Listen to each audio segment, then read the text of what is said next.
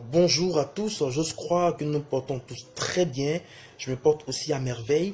Alors juste cette petite pensée là que j'ai à cœur, que j'ai envie de développer avec nous, elle concerne certainement les hommes de Dieu, c'est vrai, mais aussi nous, peuple de Dieu, c'est très important. J'ai l'impression aujourd'hui que l'Église est en train de sortir de sa mission et il faut y redéfinir les choses. Vous savez, bâtissons d'abord, et ça je commence avec les hommes de Dieu, bâtissons d'abord des vies sur la parole de Dieu.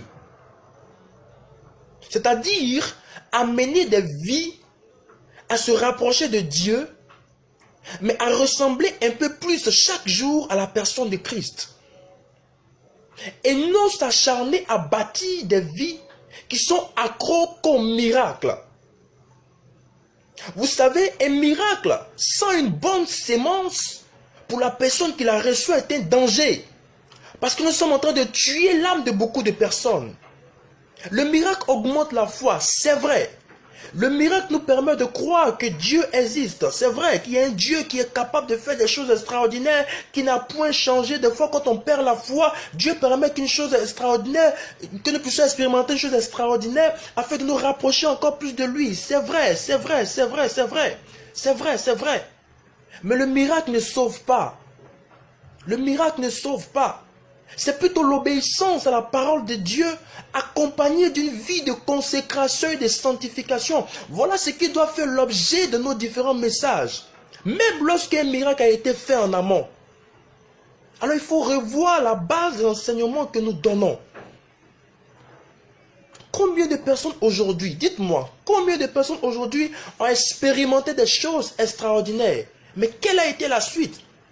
Moi, j'ai vu des personnes vivre des miracles qui sortent de l'ordinaire.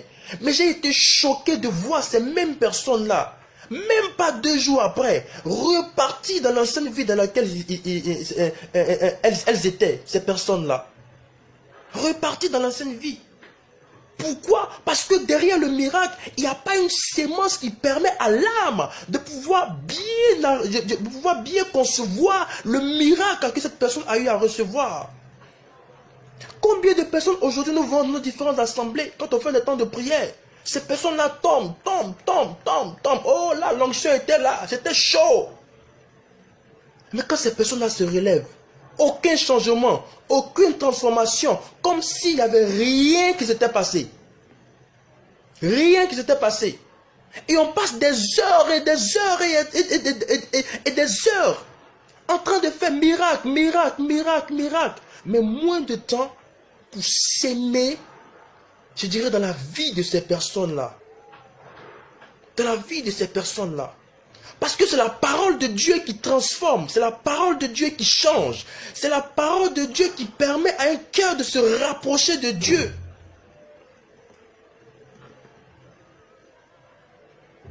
Nous sommes en train d'habituer les gens au miracle qui les relie à la terre. Mais prenons moins le soin de travailler, de les aider à travailler pour le retour du Seigneur Jésus. C'est ça le plus important. Attention. Attention. Nous voyons aujourd'hui des milliers de chrétiens sur cette terre. Mais combien sont reconnus par Dieu? Car beaucoup sont remplis de nos différentes églises. Parce qu'on leur vend le message du miracle. Mais pas celui de comment faire grandir leur âme. Et s'apprêter pour la nouvelle Jérusalem. Que sert-il un homme de gagner tout le monde entier s'il perd son âme? Chers grands orateurs, chers frères et sœurs, il est important que nous puissions redéfinir les choses. Il est important que nous puissions redéfinir les choses. Jésus n'est pas d'abord venu mourir à la croix juste pour les miracles. Il en a fait. Mais il prenait le temps d'enseigner. Il faisait des miracles, c'est vrai, mais prenez aussi le temps d'enseigner. J'ai l'impression aujourd'hui que c'est devenu comme un concours. Celui-là qui a plus d'onction, celui-là qui a plus de celui-là est onction, on coudra les miracles, Mais après les miracles, il y a quoi? C'est pas ça d'abord le plus important. Le plus important, c'est que l'âme puisse grandir, l'âme puisse ressembler un peu plus à Christ et que nous puissions recevoir le message qui est le message central de la parole de Dieu qui est repentez-vous et convertissez-vous. C'est ça le plus important. Mais l'Église est en train de sortir de sa mission. Et même les jeunes serviteurs aujourd'hui sont en train de sortir de la mission que Dieu a confiée à l'Église. On est en train de sortir de la mission. Je nous en supplie par la compassion de Christ. Revenons à l'essentiel. Faire des miracles, c'est extraordinaire, c'est beau. Mais ce n'est pas d'abord ça le plus important.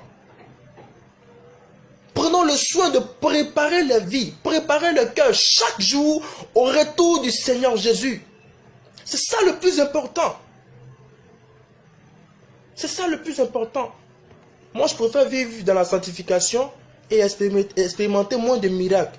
Mais au moins être prêt pour le retour du Seigneur Jésus. Que vivre une vie de miracles, miracles, miracles chaque jour. Mais ne pas recevoir le message qui me permet de préparer mon éternité. Je suis désolé. Vraiment, revoyons vraiment les choses. Dieu nous bénisse.